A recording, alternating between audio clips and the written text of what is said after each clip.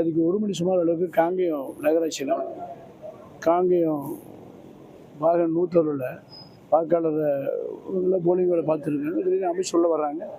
வரும்போது 10-20 பேர் வந்தோடனே பப்ளிக்கு போய் ஓட்டு கேட்க போகும்போது இவங்க இப்படி ஓட்டு கேட்க ஏன் கேட்க போகிறேன் இப்படி சொல்லும்போது அப்போ திடீர்னு அமைச்சர் சேர் இதில் போட்டு ரொம்ப தகவல் வார்த்தைன்னு சொல்ல முடியாது சபையில் பப்ளிக்கில். அவ்வளோ நாகரிகம் இல்லாமல் எல்லாத்தையும் பேசிட்டு நான் கேட்குறவா அப்படி தான் கேட்பேன் என்ன பண்ண போகிறேன் அப்படி ஒரு காமனு உட்காந்துட்டு தப்பான வார்த்தை பயன்படுத்தும் போது மிக பப்ளிக் எல்லாமே இப்படி ஒரு அரசியல் நாகரிகம்லாம் பண்ணுற சொல்லி எல்லாருக்குமே ஒரு வருத்தம். அதில் தாய்மார்களும் மகளிர் நிறையா இருந்தாங்க. அது ரொம்ப கடுமையான செயல் நடந்ததுனால அது உடனடியாக நம்ம கவனத்துக்கு அடிச்சுட்டு மாவட்ட ஆட்சியாளர் கவனத்துக்கு கொடுத்து உரிய நடவடிக்கை அடிச்சு நாங்கள் அந்த பகுதியினுடைய பொறுப்பாளர் நம்ம தொகுதி பொறுப்பாளர் வைக்கிற வழக்கில் அந்த கம்ப்ளைண்ட் கொடுத்துருக்கோம். தேர்தல் ஆஃபீஸர்கிட்ட கம்ப்ளைண்ட் பண்ணோம். தேர்தல் ஆஃபீஸர் அந்த இடத்துல இல்லை அப்புறம் தகவல் கொடுக்க முடியல. அந்த விஷயத்தை பற்றி நினைக்கல. திருப்பி எல்லாம் ஒன்று சேர்ந்து பண்ணும்போது க்ளோஸ் ஆகி டைம் ஆயிடுச்சு.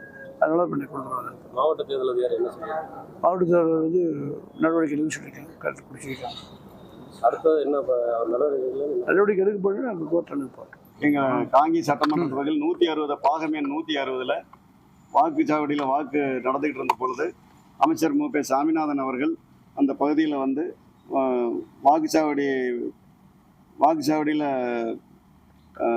பார்வையிட்டு விட்டு எங்களுடைய பூத்து முகவரை தரக்குறைவான வார்த்தைகள்னால திட்டிட்டு அந்த பகுதியில் இருக்கக்கூடிய வரிசையை நின்றுட்டு இருந்த வாக்காளர்களையுமே நான் தான் வேட்பாளர் திமுக ஓட்டு போடுங்க சூரியனுக்கு ஓட்டு போடுங்கன்னு சொல்லிட்டு எங்களுடைய முகவரை தரக்குறைவான ஏன் உள்ள ஓட்டு கேட்குறீங்கன்னு சொன்னதுனால நீங்கள் தரக்குறைவான வார்த்தைகள்னால மிக கடுமையான வார்த்தைகள்னால சொல்ல முடியாத வார்த்தைகள்னால திட்டினதுனால நாங்கள் மாவட்ட ஆட்சித்தலைவர்கிட்ட அவர் மேலே நடவடிக்கை எடுக்கணும்னு சொல்லி மனு கொடுத்துருக்குறோம். அந்த ஃபுட்டேஜ் வேணும்னு சொல்லி மனு கொடுத்துருக்குறோம். அது சம்மந்தமாக நடவடிக்கை எடுக்கிறதாக மாவட்ட ஆட்சித்தலைவரும் சொல்லியிருக்காங்க.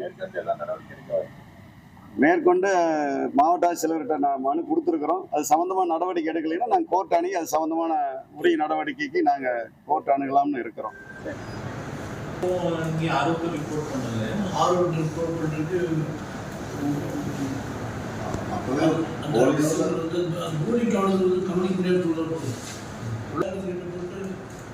ஓட்டு கேட்குற யார் அப்படின்னு சொல்லி அந்த கடுமையான வார்த்தைகள் சொல்கிறாங்க. பண்ண முடியாத வார்த்தைகள் 160 பூத்துக்கு முன்னாலே இல்லை உள்ளே இருக்கா நம்ம சிசிடிவியில் அது மட்டும்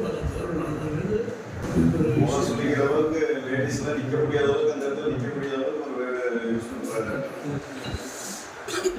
அவங்க பூத்துக்கு தான் அவங்க ஒரு குரூப்ல அந்த லிங்க் வைஸ் பார்த்துட்டு சரி அதான் முக்கியமாக அதான் அதுக்கு பேக்கப் இருக்கா? சரி அந்த ஃபுட்டேஜ்க்கு பேக்கப் இருக்கா? இஷ்யூ இருக்கு. அது general observer has the authority to see to it. ரொம்ப கீழ்த்தரமான வார்த்தைகளால பேசுறாங்க. அதுக்கப்புறம் போலீஸ் பட்டாலியன் எல்லாத்தையும் வெளியே அனுப்புறாங்க சார்.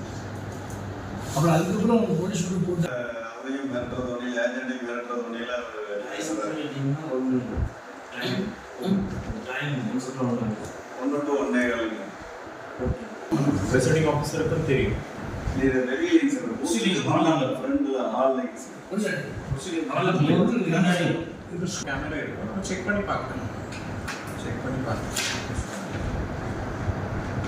இன்கொயரி ஆனால் மாற்ற சொல்கிறாரு.